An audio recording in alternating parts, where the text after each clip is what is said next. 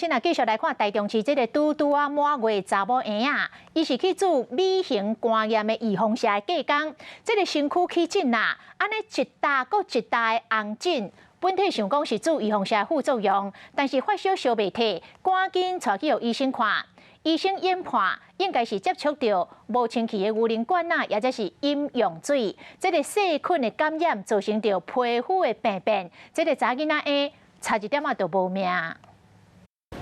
爸爸妈妈带出是满月查某婴回诊，心情好真济，因为几工前查某婴雄起疹膜，爸母叫是做美肝预防下的副作用，不过起疹膜所在却愈来愈严重。一点的，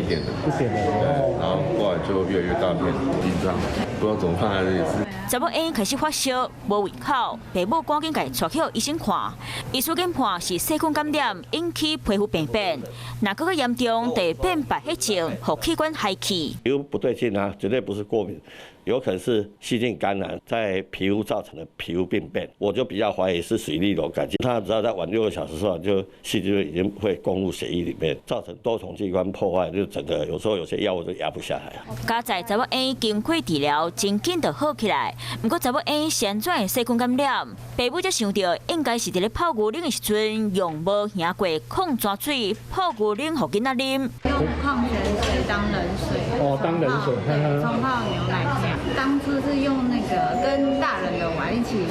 那个烘碗机，它其实是不能这样做的。 医师讲，红婴仔的免疫力较歹，泡牛奶不管是矿泉水、水道水，拢爱烘到100度，均超过3分钟。上好把牛奶干仔摕去冲冷水降温。另外用烘碗机消毒牛奶干仔，嘛要用专用的烘碗机含大人的碗底分开。若3个月以下的红婴仔，若是发烧到38度，都有可能是细菌或者是病毒感染，一定要把囡仔带去医生看。